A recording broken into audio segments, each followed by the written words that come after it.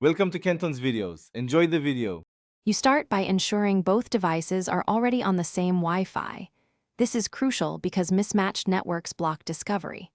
Once done, power cycle the TV or dongle quickly to clear transient errors. Then open the app you want to cast from and look for the cast icon.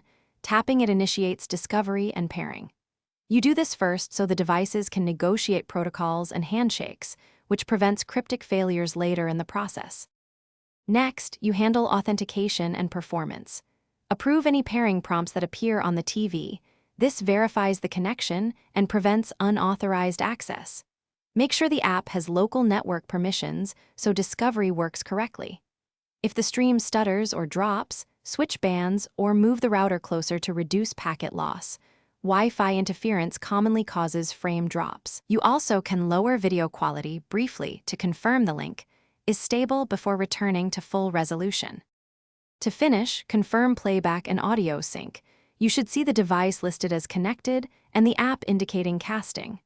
If problems persist, plug the casting device or TV into Ethernet for a reliable link because Wi-Fi problems are often the culprit. Restarting or reinstalling the app can clear corrupted caches. If nothing else works, factory reset the casting device as a last resort. This removes saved settings, but often resolves deep firmware or configuration conflicts. Thanks for watching. Consider subscribing if we helped you.